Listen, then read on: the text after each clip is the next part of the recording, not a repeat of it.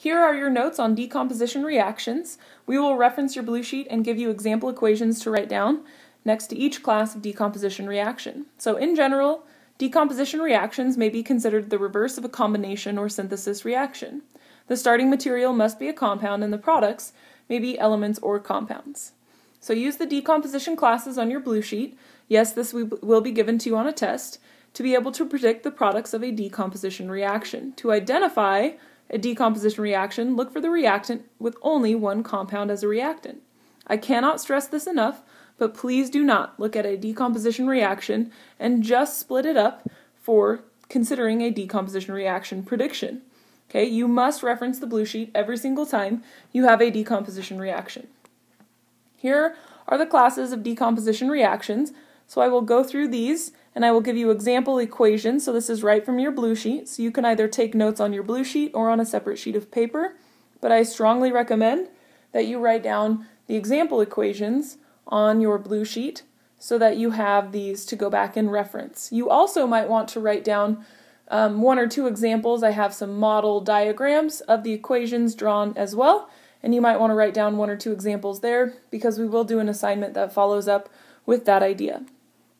So first class of decomposition is some decomposition reactions are produced by electricity.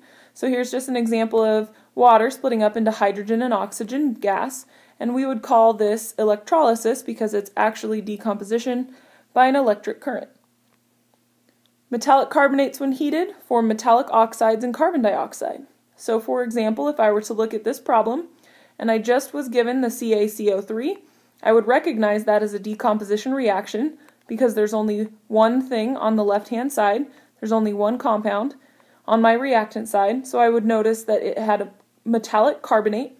So I would go to my Rule 2 on my classes of decomposition sheet, and I would look and say, okay, metallic carbonates decompose into metallic oxides and carbon dioxide. So I'm basically substituting out the calcium for the metallic, so I know that it produces metallic oxides and carbon dioxide. And here's just a simple diagram of what that might look like in model form. That helps visually recognize whether or not a reaction is balanced.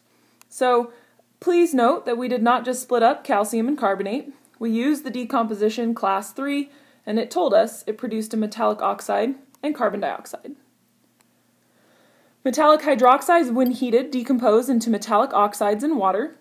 So here I've got a metallic hydroxide because there's my metal and there's my hydroxide. When heated, it decomposes into a metallic oxide. So there's my metal, there's my oxide, and water. Here's my rudimentary drawing of what this might look like in model form.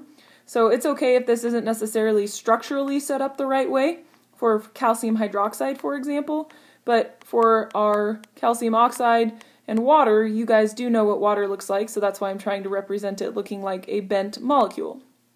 Notice we did not just split up calcium and hydroxide.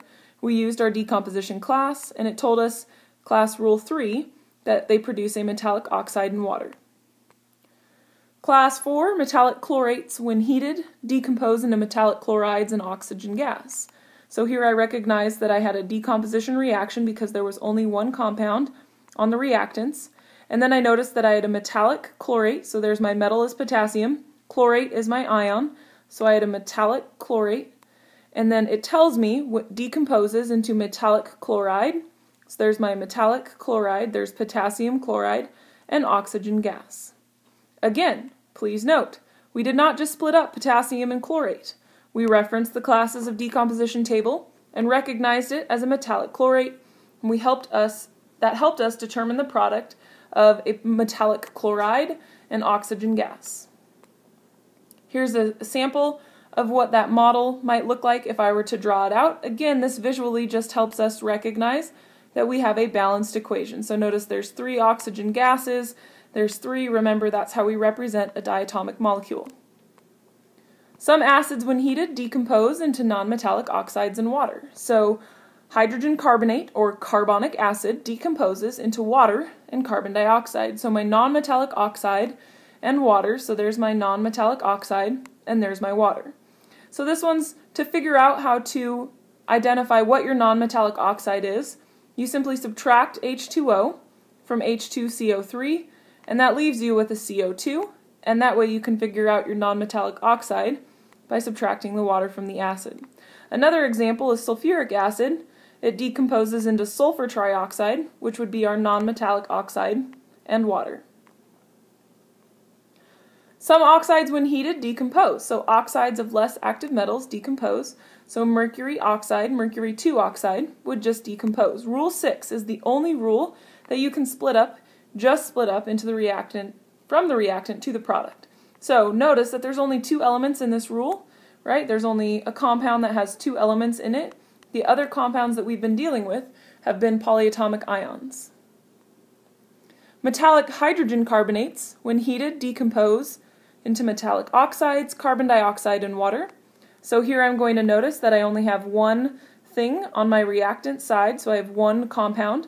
So I have metallic, sodium is my metal, hydrogen carbonate, so there's my anion, and when heated, it tells me that it's going to decompose into water, carbon dioxide, and then a metallic oxide. So again, sodium is my metal, so then it's just sodium oxide.